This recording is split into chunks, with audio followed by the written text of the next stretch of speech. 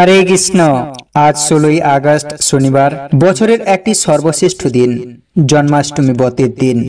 আজকের দিনটি অত্যন্ত গুরুত্বপূর্ণ দিন, সেই জন্য অনেকেই ব্রত করবেন, জন্মাষ্টমী পুজো করবেন, ভগবান শ্রীকৃষ্ণের পুজো ভক্তির সহিত করছেন।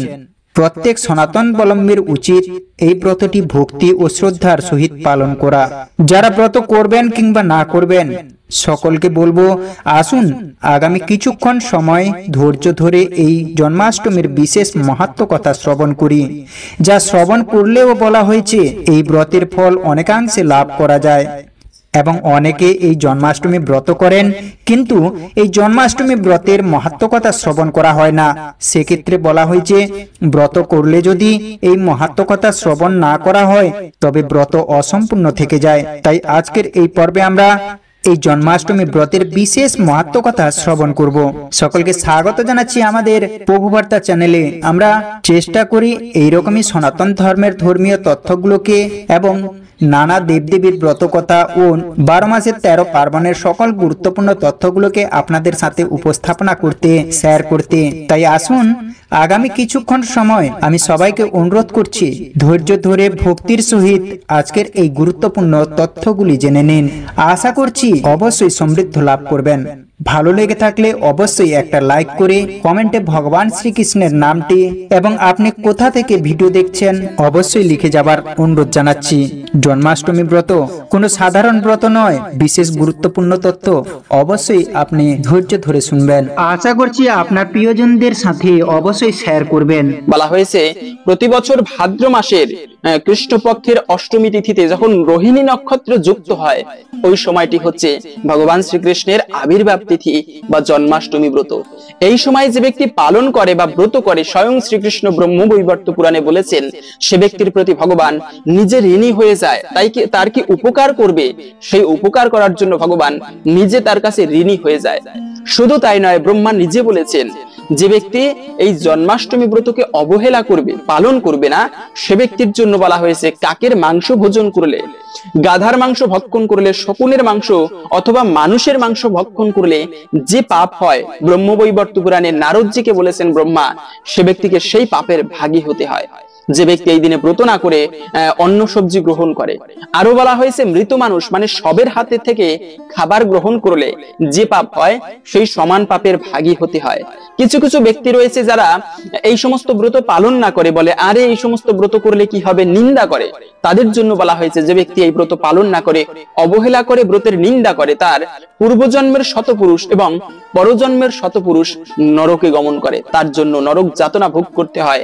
এতটা গুরুত্বপূর্ণ বলা হয়েছে এই জন্মাষ্টমী ব্রতকে, সেজন্য প্রত্যেকের পালন করা উচিত। আবার যে ব্যক্তি জানে যে জন্মাষ্টমী ব্রত পালন করতে হবে, জ্ঞানী মানুষ যিনি জানে ভগবান শ্রীকৃষ্ণের মাহাত্ম্য কথা, জেনে বুঝে যে ব্যক্তি এই ব্রত পালন না করবে, ব্রহ্মা আরো বলেছেন, সে ব্যক্তি বিষধর সর্প হয়ে ভয়ানক জঙ্গলে বসবাস করে। কিন্তু সবশেষে বলেছেন, যারা এই ব্রতটি আনন্দের সহিত ভগবান শ্রীকৃষ্ণের প্রীতি বিধানের জন্য পালন করবে, নিঃসন্দেহে ভগবান তার প্রতি প্রসন্ন হয় এবং সে ব্যক্তির পূর্বজন্মের 7 জন্মের পাপরাশি ধ্বংস হয়ে যায় এবং ভগবান তার প্রতি বিশেষভাবে কৃপা বর্ষণ করে। তো সেই জন্মাষ্টমী ব্রত আমরা প্রথমে জেনে নিচ্ছি, এই অষ্টমী তিথি মূলত কখন থেকে কখন শুরু এবং শেষ হচ্ছে। অষ্টমী তিথি শুরু হচ্ছে মূলত আজ 15ই আগস্ট 2025 খ্রিস্টাব্দ রাত্রি 11টা 50 এবং অষ্টমী তিথি শেষ হবে 16ই আগস্ট রাত 9টা 35 রোহিণী নক্ষত্র শুরু হচ্ছে 15ই আগস্ট বিকাল 3টা 35 এবং রোহিণী নক্ষত্র শেষ হবে 16ই আগস্ট বিকাল 5টা 38 সেজন্য এই সময়টুকু পর্যন্ত মূলত এই অষ্টমী তিথি থাকবে। তবে সাধারণত আমরা দেখেছি যে গোস্বামী মতে পরের দিনে পড়ে থাকে এই অষ্টমী তিথি পালন করা হয়। তাহলে কিন্তু মূলত এবছরে সকল বৈষ্ণব সমাজ এই আজকের দিনে পালন করবে। এর একটা সূক্ষ্ম বিচার রয়েছে, সেটা হচ্ছে চান্দ্র পঞ্জিকা অনুসারে, আবার রোহিণী নক্ষত্র অনুসারে। সেই অনুসারে সকল বৈষ্ণব সমাজ, বৃন্দাবনবাসী থেকে শুরু করে সবাই আজকের দিনে এই ব্রতটি ভক্তি এবং শ্রদ্ধার সহিত পালন করবে। তো আপনারাও এই ব্রত পালন করতে পারেন। অনেকে বলে থাকে স্মার্ত মত একটা, গোস্বামী মত একটা, আমরা এত দ্বিমত, তাহলে কোন মতে পালন করব? প্রকৃত বিশুদ্ধ মত কোনটা? মানে রাখবে, প্রকৃত শাস্ত্রীয় মত হচ্ছে গোস্বামী মত। যদি আমি কোনো মতকে ছোট করতেছি না, তবে এই গোস্বামী মতে সকলের ব্রত করা উচিত। কিন্তু ব্রত করার সংকল্প মন্ত্র কি? হ্যাঁ, একটা গুরুত্বপূর্ণ বিষয়। আপনি জন্মাষ্টমী ব্রত কেন, যে কোনো ব্রত পালন করেন না কেন, সংকল্প করা উচিত। সংকল্পেন বিনা রাজেন্দ্র ইয়াৎ কিঞ্চিৎ কুরুতে নর ফলঞ্চ অল্পকম তস্য ধর্মস্য অধ্যক্ষয় ভবেৎ। যে কোনো ধর্মানুষ্ঠান করেন না কেন, যদি সেখানে সংকল্প করা না হয়, তবে সেই ধর্মানুষ্ঠান বা সেই ব্রতের ফল অল্প লাভ করা হয়, তার ব্রত ফল কিঞ্চিত হয়। সেজন্য অবশ্যই সংকল্প করা উচিত। এই জন্মাষ্টমী ব্রতের সংকল্পের নিয়ম হচ্ছে সকালবেলা স্নান করে ভগবানের চরণে পুষ্প অথবা তুলসী পত্র অর্পণ করে সংকল্প মন্ত্র পাঠ করতে হয়। আমি স্ক্রিনেও দিয়ে দেব সেই মন্ত্রটি, আপনারা দেখে নেবেন। সেই মন্ত্র হচ্ছে অদ্য স্থিতা নিরাহার শোভুতে পরমেশ্বরা বক্সামি দেবকী পুত্র অস্মিন জন্মাষ্টমী ব্রতে অদ্য স্থিতা নিরাহার সর্বভোগ বিবর্জিত বক্ষে অহম পুণ্ডরিকাক্ষ শরণাম্যে ভবাচ্যুত। এই মন্ত্র বলে ভগবানের চরণে পুষ্প অর্পণ করে সংকল্প করে নিতে হয়। এখন অনেকে মন্ত্র উচ্চারণ করতে পারবেন না, তারা কি করবেন?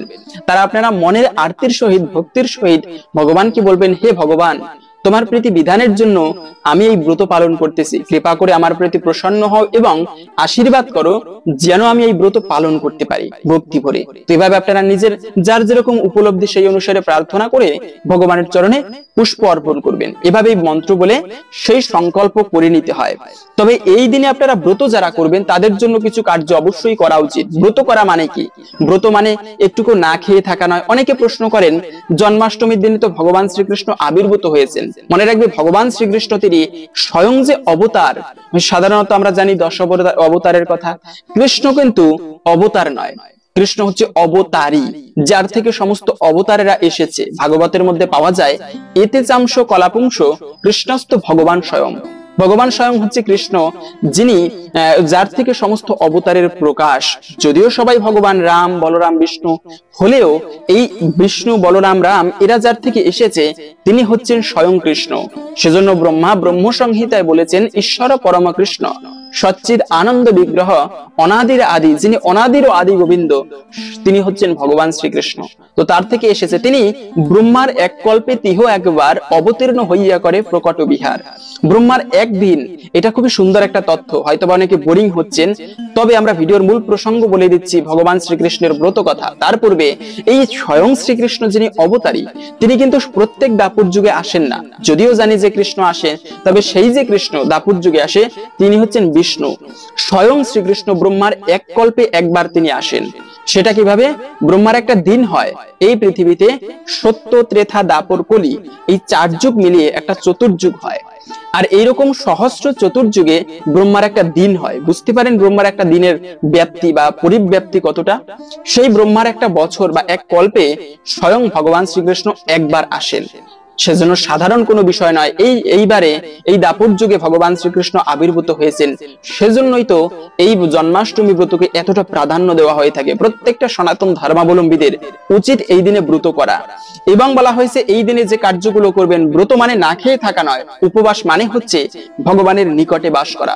উপমানে নিকটে, বাস মানে বাস করা। এই দিনটিতে বেশি বেশি ভগবানের নাম জপ করা উচিত। এবং সৌভাগ্য উদয়ের জন্য একটা গুরুত্বপূর্ণ তথ্য বলে দিচ্ছি, সেটা হচ্ছে 108 জোড়া তুলসী পত্র।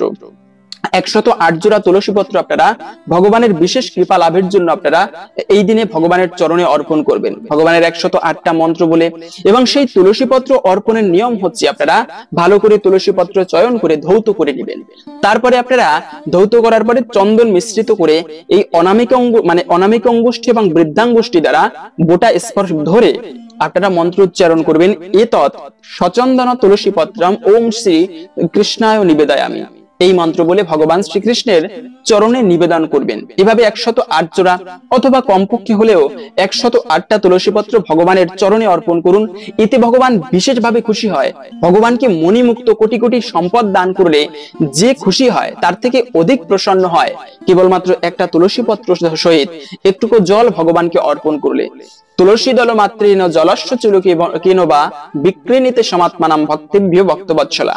তুলসী দল মাত্র সহিত কোনো ব্যক্তি যদি এক কোষ জল ভগবানকে অর্পণ করে এতটা প্রসন্ন হয়, সেই ভক্তের কি উপকার করবে সেটা ভাবতে না পেরে নিজেকেই সেই ভক্তের চরণে বিক্রি করে দেয়, সেই ভক্তের দাস হয়ে যায় ভগবান। চিন্তা করেন এতটা প্রসন্ন ভগবান তুলসী পত্র দিয়ে তার সেবা করার মাধ্যমে। তাই এই দিনে আপনারা অবশ্যই 108টা তুলসী পত্র অর্পণ করবেন এবং শতনাম স্তোত্র পাঠ করবেন। ভগবান শ্রীকৃষ্ণের যে 100 নাম রয়েছে সেই শতনাম স্তোত্র অবশ্যই পাঠ করা উচিত। তৃতীয়ত একটা বিষয় হচ্ছে এই দিনে কিন্তু অনেকে বলে যে আমরা ব্রত করব, সেক্ষেত্রে ভগবানকে অন্নভোগ দেওয়া যাবে কিনা? অবশ্যই যাবে, কেননা এটি আমাদের জন্য, মানে এই ব্রত মনুষ্য জাতির জন্য, কিন্তু ভগবানের জন্য তো আর ব্রত নয়। এই দিনে বৃন্দাবনে বা বিভিন্ন বড় বড় মন্দিরে অনেক খাবার প্রস্তুত করা হয় ভগবানের জন্য, গোপালের জন্য বেশি বেশি পিঠাপুলি পায়েস করা হয়। এবং এই দিনে এত কিছু আপনি যদি বাড়িতে নাও করতে পারেন, চেষ্টা করবেন সংক্ষেপে হলেও ভালো ভালো কিছু ভোগের প্রস্তুত করা। লাড্ডু, ভগবান শ্রীকৃষ্ণের যত প্রকার প্রিয় খাবার রয়েছে তার মধ্যে একটা প্রিয় খাবার হচ্ছে লাড্ডু। এই লাড্ডুর নাম হচ্ছে মনোহর লাড্ডু। ভগবান শ্রীকৃষ্ণ যখন খেলতে যেত, মা যশোদা কৃষ্ণের উত্তরীয় বস্ত্রে একটা মানে কি 2-3টা লাড্ডু পেঁচিয়ে দিত, এবং সেই খেলার মধ্যেও কৃষ্ণ বাড়ির কথা ভুলে গেলেও কখনো লাড্ডুর কথা বলতো না। খেলার মধ্যেও এক একটা লাড্ডু বের করে তিনি খেত এবং খেলতে থাকতো। তো সেজন্য যেহেতু কৃষ্ণের মনকে পর্যন্ত আকর্ষণ করতো, হরণ করতো, তাই সেই লাড্ডুর নাম হয়েছে মনোহর লাড্ডু। এবং এই দিনে আপনি অতিরিক্ত কিছু না করতে পারলেও সংক্ষেপে 2-1টি খাবার প্রস্তুত করুন, লাড্ডু ভোগ দিতে পারেন। তারপরে পায়েস ভগবানের খুবই প্রিয়। ভগবানের যত প্রকার খাবার রয়েছে এর মধ্যে পায়েসটা আর একটা গুরুত্বপূর্ণ খাবার। এই খাবারটি ভগবানকে অর্পণ করতে পারেন, অথবা আপনার মনের ভক্তির সহিত যে খাবারটা আপনার খুবই ভালো লাগে, প্রিয়, ভগবানকে শাস্ত্রে থাকতে হবে, শাস্ত্র ধরে ধরে নয়, নিজের মনের ভক্তির সহিত ভগবানের সেবা করতে হয়। আপনার একটা খাবার ভালো লাগে বা একটা পিঠা ভালো লাগে, হয়তো বা তালের পিঠা আপনার খুবই ভালো লাগে, সেই তালের পিঠা এই দিনে প্রস্তুত করে আপনি ভগবানকে অর্পণ করুন। এতে ওই শাস্ত্রে লেখা থাকলে যে ভগবানকে অর্পণ করলে যে কৃপা হতো তার থেকে ভগবান বেশি প্রসন্ন হয়। দেখো ওর প্রিয় খাবারটি আমার উদ্দেশ্যে আজকে তৈরি করেছে, ভগবান সেটি সব থেকে বেশি পছন্দ করে। তো এই দিনে আপনি ভগবানের একটা প্রিয় খাবার অবশ্যই ভোগ হিসেবে অর্পণ করবেন। এবং আরো বলা হয়েছে অবশ্যই আপনারা এই দিনে মনে রাখবে, এই দিনে অপূর্ণ থেকে যায় ব্রত মহিমা শ্রবণ করা, এবং যদি না করা হয় এবং যদি অভিষেক না করা হয়, আপনি এই দিনে পুজো করবেন এবং অভিষেক অবশ্যই করবেন। নিজে করতে না পারলেও যেখানে ভগবান শ্রীকৃষ্ণের অভিষেক হয় সেটা দর্শন করবেন। ভগবান শ্রীকৃষ্ণের পুজো করা এবং দর্শন করা দুটোই সমান ফল প্রদান করে। তারপরে কিছু দান করতে পারেন। ভগবান শ্রীকৃষ্ণ এই দিনে অদ্ভুত লীলা তিনি ভক্ত সুদামার, দেখেন তারা যারা ভক্ত হয়, যারা ভগবান শ্রীকৃষ্ণের, আপাত দৃষ্টিতে তারা ইহজগতে একটুকু দুঃখী থাকলেও তারা কিন্তু চরম সুখী। হরি যাকে রক্ষা করে কে তারে মারিতে পারে। প্রহ্লাদ মহারাজ, যাকে পিতা তার বাবা এতবার মারার চেষ্টা করেছে, ভগবান তাকে রক্ষা করেছিল, মারতে পারেনি কিন্তু প্রহ্লাদ। সেজন্যই বলা হয়েছে সেই ভগবান শ্রীকৃষ্ণের উপাসনা করুন। দেখেন জগতে এই যে কংস, ভগবান শ্রীকৃষ্ণ কেন আসেন? 3টা কারণ বলা হয়েছে গীতার মধ্যে, যে পরিত্রাণায় সাধুনাম বিনাশায় চ দুষ্কৃতাম ধর্ম সংস্থাপনার্থায়, সাধুদের রক্ষা করার জন্য এবং দুষ্কৃতিকারীদের বিনাশ করার জন্য। তৃতীয়ত হচ্ছে ধর্ম সংস্থাপন করার জন্য ভগবান যুগে যুগে অবতীর্ণ হয়। কিন্তু স্বয়ং যিনি কৃষ্ণ, তিনি কিন্তু এই সমস্ত কারণের জন্য আসেন না। এটা হচ্ছে গৌণ কারণ। মুখ্য কারণ হচ্ছে ভগবান শ্রীকৃষ্ণ তিনি তার ভক্তদের আনন্দ দেওয়ার জন্য স্বয়ং কৃষ্ণ অবতীর্ণ হয়। এই অসুরদের বিনাশ করতে গেলে ভগবানের কত দেবদেবী রয়েছে, ভগবানের এক ইশারায় অসুরকে ধ্বংস করতে পারে। এর জন্য আশা লাগে না ভগবানের। কিন্তু ভগবান প্রকৃত শ্রীকৃষ্ণ যিনি, তিনি আসেন তার ভক্তদেরকে আনন্দ দেওয়ার জন্য। সেই শ্রীকৃষ্ণের ব্রত কথা কিছুক্ষণ সময় আসুন ধৈর্য ধরে এই ব্রত কথাটি শ্রবণ করি। গায়ন্তম বিষ্ণু ধাবতী, ভগবান বিষ্ণুর নাম কীর্তন যেখানে করা হয় সেখানেই কৃষ্ণ অথবা বিষ্ণু উপস্থিত হয়, শাস্ত্রে বলা আছে। তাই এই ভগবান শ্রীকৃষ্ণ দেখেন আবির্ভূত হবে, দেবকীকে এতটা ভালোবাসতো তার ভাই কংস, দেবকীকে নিজে রথে করে নিয়ে যাচ্ছিল, দেবকীকে বিবাহ দিয়েছে, বিদায়ের পালা। কংস নিজে রাজা হয়েও রথের সারথি হয়ে বোনকে বিদায় জানাচ্ছে, বসুদেব পিছনে বসা। কিন্তু দৈব বাণী হলো, হে কংস, তুমি যাকে নিয়ে যাচ্ছ সেই দেবকীর অষ্টম গর্ভের সন্তান তোমাকে বধ করবে। কংস মূলত ছিল শিবের কৃপাপুষ্ট বর প্রাপ্ত একজন সাধক। সেই কংসকে যখন এরকম দৈব বাণী হলো, তখন তিনি জীবনকে এতটা ভালোবাসতো, দেখেন স্বার্থে একটুকু আঘাত করেছে, সেই ব্যক্তি তখন দেবকীর চুলের মুঠি ধরে তাকে বধ করতে গেল। তখন বসুদেব বুদ্ধি করে বলল যে একে মেরো না, তোমার তো বোন হয় ও কংস, তো তুমি দেবকীকে মেরো না, তুমি একটা কাজ করো যে আমাদেরকে ছেড়ে দাও, আমরা যত সন্তান হবে কথা দিচ্ছি তোমাকে সমর্পণ করব, তুমি যা ইচ্ছে তাই করো। ঠিক আছে, কংস তখন শান্ত হলো, কিন্তু তাদেরকে কারাগারে বন্দী করলো। এরপর থেকে আমরা পাঠ করতেছি সেই মানে ভগবান শ্রীকৃষ্ণের জন্ম কথা। তারপর থেকে তার বোন দেবকী আর তার স্বামী বসুদেবকে এনে কারাগারে বন্দী করে রাখলো, কারণ সে জানতো তার বোন দেবকীর অষ্টম গর্ভের সন্তানের কাছে মানে হাতেই তার মৃত্যু হবে। এইভাবে কারাগারে থাকতে থাকতে দেবকীর 7টি ছেলে হলো, আর কংস প্রত্যেকটিকে কারাগার থেকে নিয়ে পাথরের উপরে আচার মেরে তাদেরকে মেরে ফেললো। শেষে যখন কংস খবর পেল যে এইবার দেবকীর অষ্টম গর্ভের সন্তান হবে, তখন এই কারাগারের চারদিকে খুব কড়া পাহারার ব্যবস্থা করলো। এরই মধ্যে ভাদ্র মাসের কৃষ্ণপক্ষের অষ্টমী তিথিতে গভীর রাত্রিতে নারায়ণ ভূমিষ্ঠ হলেন দেবকীর কোলে। নারায়ণের শ্যামবর্ণ চতুর্ভুজ মূর্তি দেখে দেবকী আর বসুদেব অত্যন্ত মুগ্ধ হলেন। বসুদেব খুবই কাতরভাবে ভগবানকে ডাকতে লাগলেন এই ছেলেটিকে রক্ষা করার জন্য। মূলত বসুদেব এভাবে ভয় পেতেছিল। তখনই ভগবান বিষ্ণু তার চতুর্ভুজ রূপ এই বসুদেবকে দেখিয়েছিল। বসুদেব, তুমি ভয় করো না, আমি স্বয়ং ভগবান, আমাকে কংস মারতে পারবে না। তো এরপরে এই সময় কারাগারে দৈববাণী হলো, বসুদেব, আমার মায়ায় এখন সমস্ত পৃথিবীর লোক ঘুমে অচেতন হয়ে আছে। তুমি এই মুহূর্তে গোকুলে নন্দের বাড়িতে লুকিয়ে লুকিয়ে এই শিশুটিকে রেখে এসো। আর নন্দের স্ত্রী যশোমতির এই অংশে একটি মেয়ে হয়েছে, তাকে নিয়ে এসো, দেবকীর কোলে শুইয়ে দাও। ঘুমে আচ্ছন্ন পৃথিবী কেউ কিছুই জানতো না। শোনার পর বসুদেব আর দেরি না করে কৃষ্ণকে কোলে করে নন্দের বাড়ি যাবার জন্য বেরিয়ে পড়লেন। প্রহরীরা সকলেই তখন ঘুমে অচেতন। সমস্ত মানে কারাগারের তালা আপনা থেকে খুলে গিয়েছে দৈব শক্তি বলে। কেউ কিছু জানতে পারলো না। বসুদেব গিয়ে যমুনার পৌঁছলেন। যমুনার তীরে তখন প্রচন্ড ঢেউ, দুকুল ছাপিয়ে উঠছিল এই ভয়ানক ঢেউয়ে। বিদ্যুৎ চমকাচ্ছিল। এই দুর্যোগ দেখে বসুদেবের মনে ভীষণ ভয় হলো। এই অবস্থায় যমুনা কিভাবে পার হওয়া সম্ভব? অসম্ভব দেখে তিনি খুবই চিন্তিত হয়ে পড়লেন। কিন্তু ভগবান নারায়ণ তার মায়া ছড়িয়ে দিয়েছিল চারদিকে। এই সময় বসুদেবের চোখে পড়লো যে যমুনার জল হঠাৎ কমতে শুরু করেছে। কমে গিয়েছে হাঁটু সমান সেই যমুনার জল হয়েছে। শিয়াল অনায়াসে যমুনা পার হয়ে যাচ্ছে। বসুদেবও তখন শিয়ালটার পিছনে পিছনে যেতে লাগলো। বসুদেব তার সন্তান মানে বসুদেব তার সন্তানকে নিয়ে যখন যাচ্ছিলেন, তখন ভীষণ বৃষ্টি হচ্ছিল। সেই বৃষ্টি থেকে বাঁচানোর জন্য নাগরাজ তিনি ফনা দিয়ে সে ভগবান শ্রীকৃষ্ণের মাথার উপরে ধরে রেখেছিলেন। সেই নাগরাজকে তিনি ছিল মূলত শেষ নাগ বলরাম। তিনি এভাবে ফনা দিয়ে ধরে রেখেছিল। এইভাবেই তার মাথার উপর থেকে বৃষ্টি থেকে তারা রক্ষা পেল। এইভাবে অল্প সময়ের মধ্যে বসুদেব কৃষ্ণকে যশোমতির কোলের কাছে রেখে মেয়েটিকে নিয়ে আবার কারাগারে ফিরে এলেন। এইখান থেকে একটা গুরুত্বপূর্ণ শিক্ষা, স্বয়ং যিনি বিষ্ণু তিনি কিন্তু বসুদেবের সন্তান। আর অরিজিনাল যে কৃষ্ণ, যিনি গোকুলের ঈশ্বর, বৃন্দাবনের পরমেশ্বর ভগবান শ্রীকৃষ্ণ, যিনি অবতারী, সেই কৃষ্ণ কিন্তু যশোদার কোলেই বা যশোদার গর্ভেই আবির্ভূত হয়েছিল। যখন বসুদেব এই কৃষ্ণকে মানে রেখে আসতে গিয়েছিল, তখন কিন্তু যশোমতির 2টি সন্তান হয়েছিল। একটি হচ্ছে স্বয়ং কৃষ্ণ, যাকে দেখতে পারেনি বসুদেব, মানে অন্ধকার রাত্র। আরেকটি ছিল মেয়ে।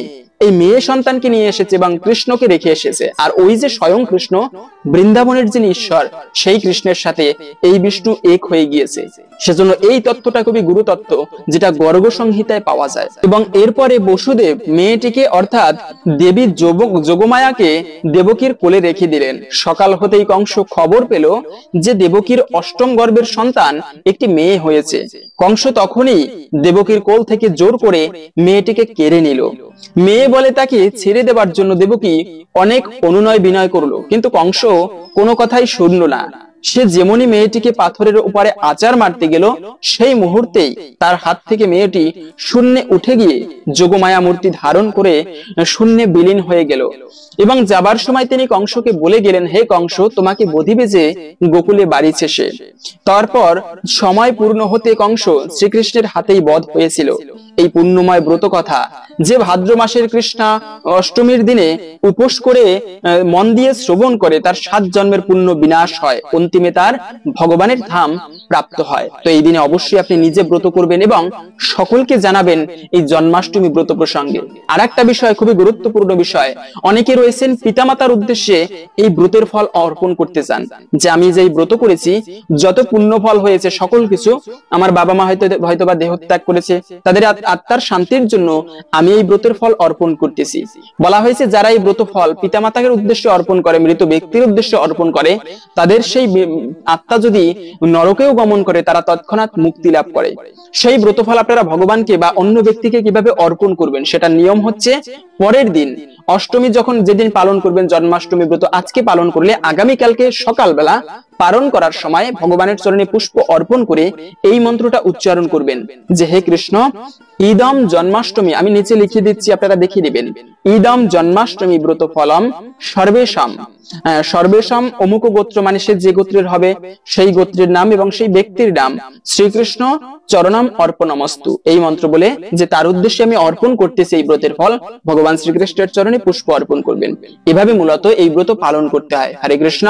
আশা করছি আজকের এই গুরুত্বপূর্ণ তথ্যগুলো জেনে আপনি সমৃদ্ধ হয়েছেন। ভালো লেগে থাকলে অবশ্যই একটা লাইক করে কমেন্টে ভক্তের ভগবান শ্রীকৃষ্ণের নামটি একবার হলেও লিখে যাবার অনুরোধ জানাচ্ছি। ভগবানের কৃপায় সকলের জীবনে মঙ্গল হোক এই কামনা করে আজকের ভিডিওটা এখানে সমাপ্ত করছি। হরে হরে কৃষ্ণ। জয় নিতাই। রাধে রাধে।